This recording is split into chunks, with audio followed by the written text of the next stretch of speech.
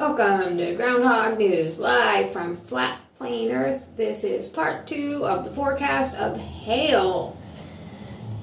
Revelation 8:7, the first angel sounded, and there followed hail and fire mingled with blood, and they were cast upon the earth, and the third part of the trees was burned up, and all the green grass was burned up.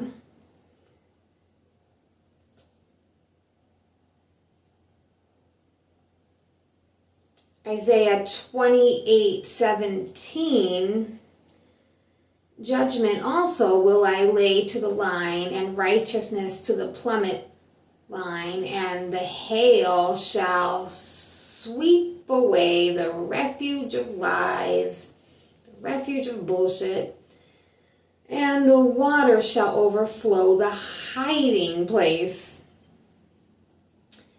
Isaiah 28, this is line 1, 2, and 3.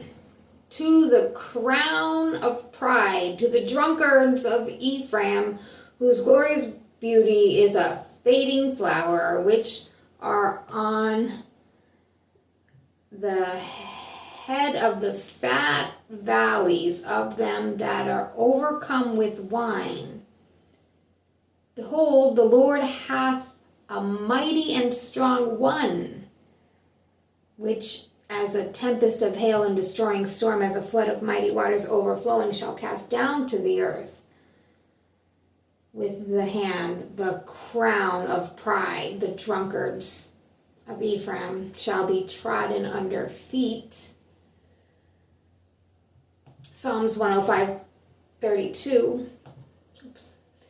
He gave them hail for rain and a flaming fire in their land.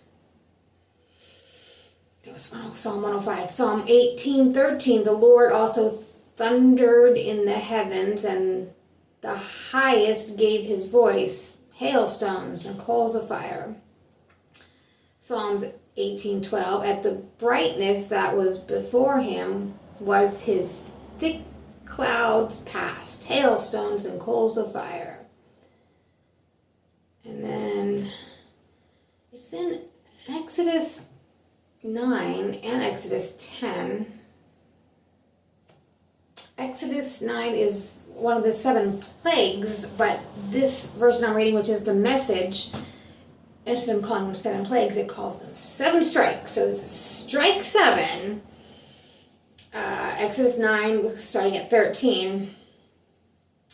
God said to Moses, "Get up early in the morning and confront Pharaoh. Tell him, the God of the Hebrews said, release my people so that they can worship me. This time I'm going to strike you and your servants and your people with the full force of my power, so you'll get it into your head that there's no one like me anywhere in the earth. You know that by now I could have struck you and your people with a deadly disease, and there'd be nothing left of you, not a trace, but for one reason only, I kept you on your feet to make you recognize my power so that my reputation spreads in all the earth. You are still building yourselves up at my people's expenses. You are not letting them go. So here's what's going to happen. At this time tomorrow, I'm sending a terrific hailstorm. There's never been a storm like this in Egypt from the day of its founding until now. So get your livestock under the roof and everything exposed in the open fields. People and animals will die when that hail comes down."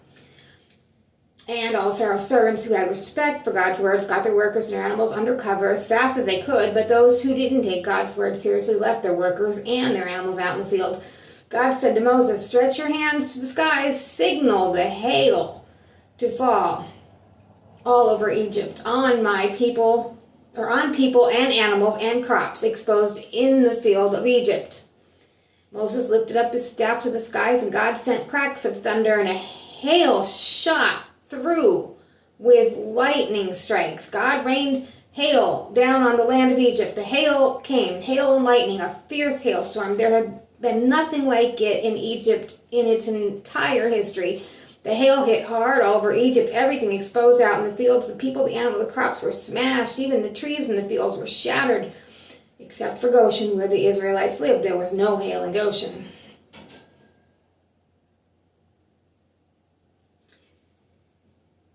Pharaoh summoned Moses and Aaron. He said, I've sinned for sure this time. God is in the right and I and my people are in the wrong.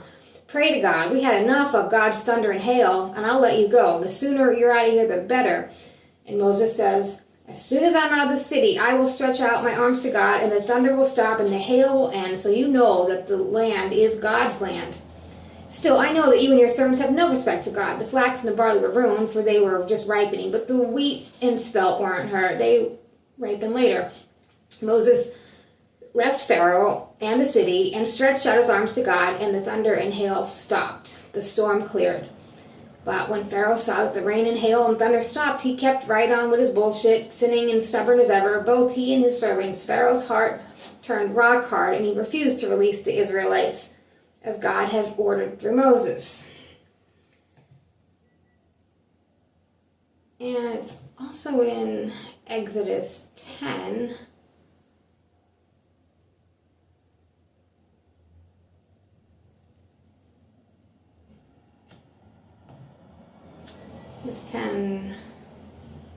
It's 12. It starts at, let me see.